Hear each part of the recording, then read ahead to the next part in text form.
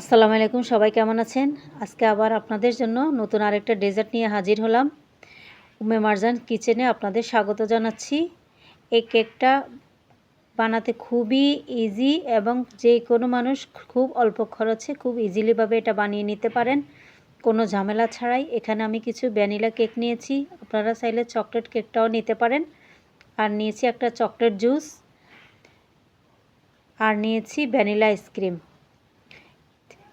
এগুলা মিলিয়ে আমি আজকে ডেজার্টটা তৈরি করে দেখাবো আপনাদেরকে। আশা করি ভিডিওটি আপনাদের ভালো লাগবে।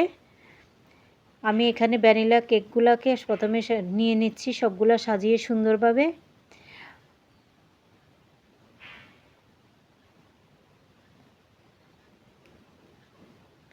এগুলাকে আমি খুলে এখন রেডি করে নেব একটা একটা করে সবগুলা।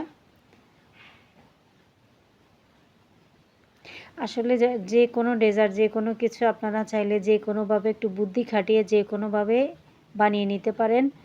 কোনো বানানো কোনো কঠিনও না, আপনারা চেষ্টা করলে সব কিছুই পারি। এগুলাকে আমি এখন গুঁড়ো করে নিব, একদম চামচের সাহায্যে একদম মিহি করে গুঁড়ো গুঁড়ো করে নিতে হবে। এটা আস্তে আস্তে থাকলে, দানাদার থাকলে ভাল লাগবে না। যতটুকু পারবেন এটা মিশিয়ে নেওয়ার চেষ্টা করবেন।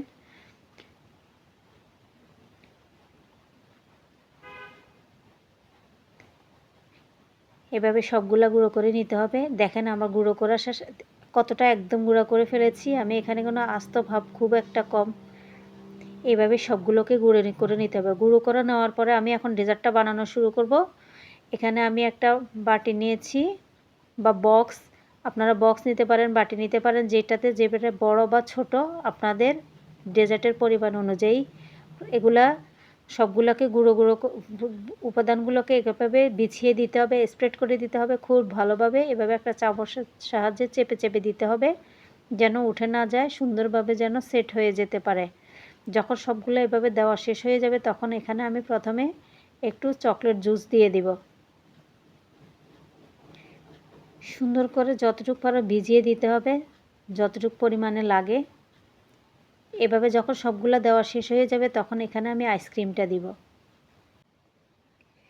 যতটুকু পরিমাণ আইসক্রিম লাগবে ততটুকু দিবেন। আইসক্রিমটা একটু গলিয়ে নিতে পারলে আরও ভালো হয়।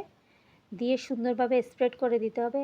আপনারা কিন্তু আমি ভ্যানিলা বড় একটা বক্স নিয়ে আসছি, ঝামেলা করিনি। আপনারা চাইলে ছোট ছোট ভ্যানিলার যে 30 টাকা দামে যেগুলো পাওয়া যায় ওগুলো নিতে পারেন।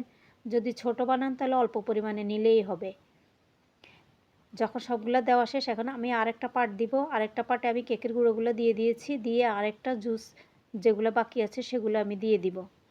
যখন সবগুলো জুস দেওয়া হয়ে যাবে তখন আমি বাকি আইসক্রিমটা উপর দিয়ে দিয়ে দিব। দেখেন অনেকটা ফেনা বের, যখন জুস দেওয়ার সাথে সাথে নিচের থেকে আইসক্রিমের ফেনা বের হয়ে আসছে। এভাবে বাকি আইসক্রিম দেওয়া শেষ দিয়ে আমি একটু কেকের গুঁড়ো দিয়ে এইভাবে ডেকোরেট করে নিয়েছি, দিয়ে উপর দিয়ে কিছু বাদাম ক্রাশ দিয়ে দিয়েছি।